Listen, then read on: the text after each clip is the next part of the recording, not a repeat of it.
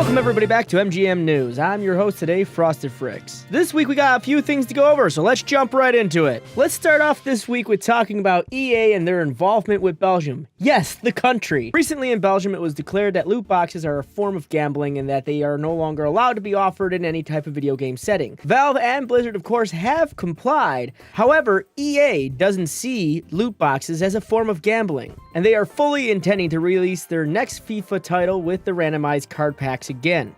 Belgium's public prosecutor is actually doing a criminal investigation against EA for non-compliance. So that's now a thing. EA's trying to stick it to the man, one microtransaction at a time. That's never come to bite them in the end in the past before, right?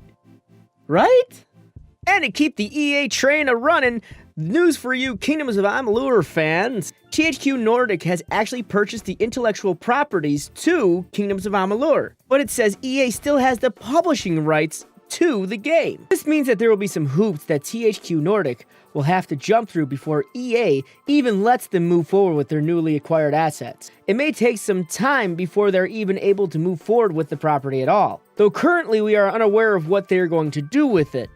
Either we're going to get a remake, or maybe a sequel. Now going into the, hey, that's pretty cool news. Recently, seemingly out of a game itself, a medieval board game was discovered in a castle chamber. So recently, Russian archaeologists uncovered a secret chamber hidden within Valborg Castle, which hadn't been discovered for hundreds of years. It was in that chamber that archaeologists discovered a clay slate etched with what appears to be a carving of an old board game. This game is actually played very similarly to what we know as now as Nine Men's Morris or Cowboy Checkers, where the goal is for the player to form 3 wide rows of men, called mills, and claim game pieces. We can now call this the most retro game in existence. So now hopping over to Destiny 2.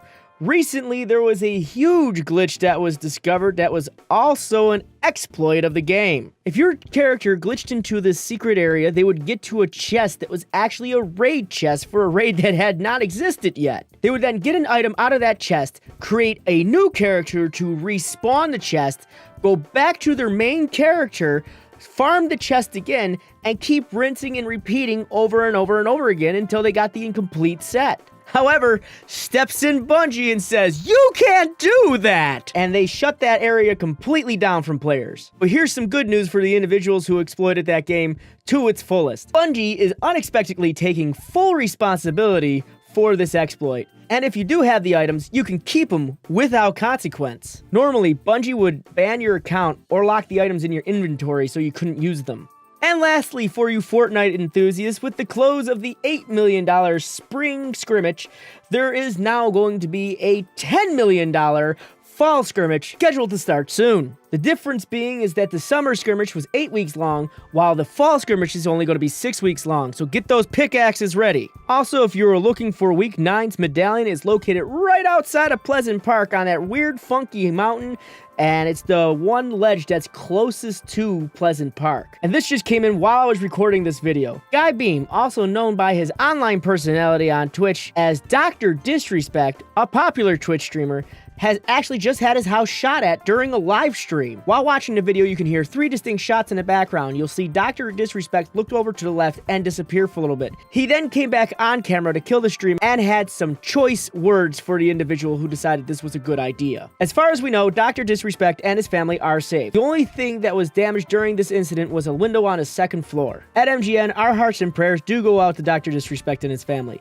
Stay safe, Doc. I'm going to link the video to the incident in the description below. Don't worry, there is absolutely nothing that is shown on camera. Tell me what you think of this incident in the comment section below. I would like to hear your opinions. That has been This Week in Gaming News, and I thank you for watching. If you enjoyed this show, go ahead and hit that like button. Don't forget to hit the subscribe button and ding that little bell icon to get all the up-to-date news we have here on MGN. I have been Frosted Fricks, reminding you to stay frosty and keep moving forward.